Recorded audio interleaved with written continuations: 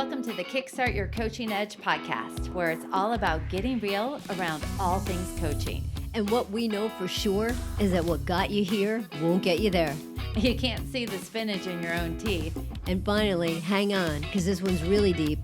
Once you realize that you are the traffic, everything makes complete and unadulterated sense. You know, Care, I find my confidence always goes up after some basic carpentry. I'm pretty proud of my shelf. But bum. And just like that, the cat's out of the bag. We are going to be talking about confidence today. And if you listened to us last week, you'll know we were talking about emotional expression this month as part of our emotional intelligence series.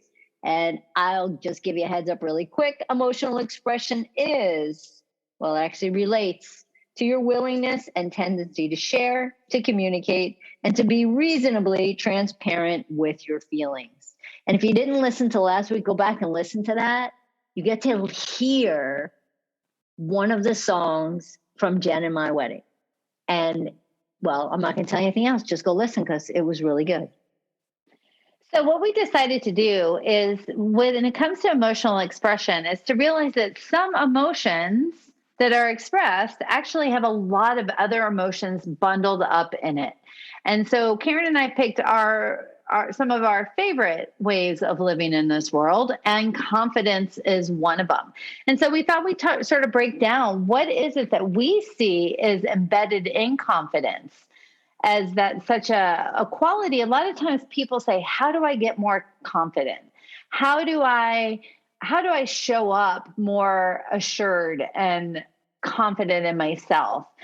And Karen, it's funny because Karen and I are both pretty confident people. In fact, it's one of the reasons I think to this day we can contribute being together, right? Because I loved Karen's confidence and she loved my confidence. And so it's interesting to be able to break down, well, what are those real components that allow us to be this way?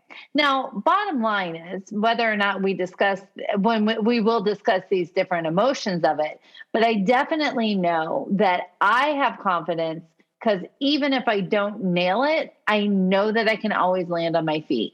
I can handle the embarrassment. I can handle the rejection. I can handle being disappointed. I can handle anything that comes my way.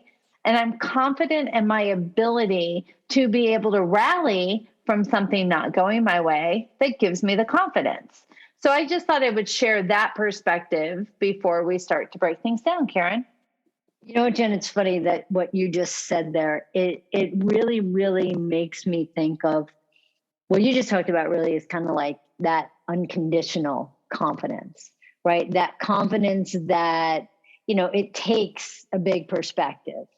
It takes like not getting so attached to like in the moment results. It's about the bigger perspective we have, the better we can ride those ups and downs and ins and outs. And it's you can just handle shit that comes at you with a sense of humor, knowing that things come and go, and whatever you encounter, you're going to be able to, like you said, stick the landing. So I just love that thing about unconditional confidence. But you know what's funny, Jen, and I'm going to let the cat out of the bag because I told people they had to go listen last week. But I was thinking, as we're having this conversation now about confidence, I truly believe that confidence breeds confidence. And I think that if you want to have more confidence and boldness, and being bold is what we talked about last week, they kind of go hand in hand. So how are you going to be bold if you're not confident? So it's almost like they're going to really feed off each other. But so often what happens with confidence is that people don't do something because they're not confident. Well, then they're not going to get confident because they're not going to do it. But if you start to do something, if you start to take an action, and you do something, like Jen said earlier, you might not stick the landing, but so what? You're going to boost, you're going to be better at it the next time than you were at it the last time. And it's building up that confidence and being able to stretch yourself a little bit and knowing that, so what? You might screw up, but you're going to be okay. Yeah, it's so true. And so let's break that down even a little bit more, Care, about what are some of the ele- elements that go into confidence overall, right? And I want to go with, well, there's a bunch of them, but I will definitely say that curiosity for me is one that helps, right? To get super curious about a situation, as opposed to I know exactly what needs to happen, but by having a state of wonder and curiosity and going in to saying what if and what's possible and where can this go, and what's even curiosity to what's the worst thing that can happen, and can I handle that? So I think that is a really key component that comes with with confidence. And the answer to that question is with confidence, right? You can handle it. You can handle whatever happens because you have the confidence to know that, so what if you made a mistake? Big deal. You're going to bounce back from that. I think, Jen, when another part, when I think about confidence, it goes that kind of confidence and calmness. And it's funny, as I said, that it's just like it's almost like it just is that solid self-assurance in it just is. And that's what allows you to kind of like what I think what you said about that curiosity piece. So it allows you to be curious because you don't have to know. You don't have to, as I'm saying this now, you're not attached to any kind of outcomes. So it's almost like you're in the experiences of what you're in from that place of confidence.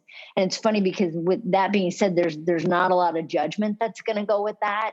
And it's almost like a sense of fulfillment with that kind of confidence and openness. And you're looking for with confidence, it's like, ooh, what's the opportunity? What's next? Like, what are those, I don't know, it just almost kind of makes you figure out what's the next step in a cool kind of way. But I feel like confidence is power, and Yes. not in a, I'm going to kick your ass way, but hey, own it and drive it kind of place. So I'm going to highlight for all our listeners there some of those key emotions that you had embedded into confidence. So there was secure, solid, self-assurance, calm, grounded, curiosity, detachment.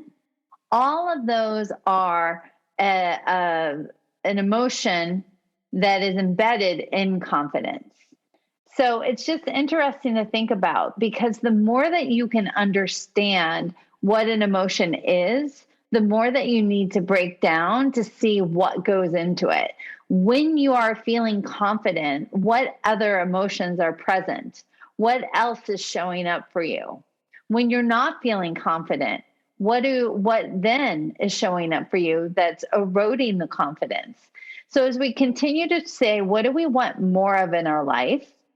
It's about really understanding the elements that go into it that are going to make the huge difference. You know what, Jen? As you were just talking right then, it had me, from the beginning when you were talking about you and I and both being confident, blah, blah, blah, that kind of stuff. Like we are. And I think that our relationship is really truly built on confidence. Like both of us having it. And we don't get wrapped up in BS stuff, right? I feel like our relationship is exciting. Our relationship is adventurous, but our relationship is also has a calm, steady, I don't know. I don't think it was Mary J. Blige with no effing drama, right? It's just a place where, like, you have your goofy ass quirks. I have my crazy ass things that I do, but none of that matters because it's not about, I don't know, it's about the solidness of our relationship. And I think a lot of that is built on confidence. I totally agree. That's That's fun. It's a good way to think about it, but it's so true. We don't bring in unnecessary drama because we just sort of let each other be the wackos that we are, and it all turns out pretty okay. So on that note, Karen, do you know why hoarding toilet paper is a good sign? Tell me why, Jen. It shows that people have confidence that there'll be food. On that note, we will see you guys in next week's episode. Bye. Goodbye.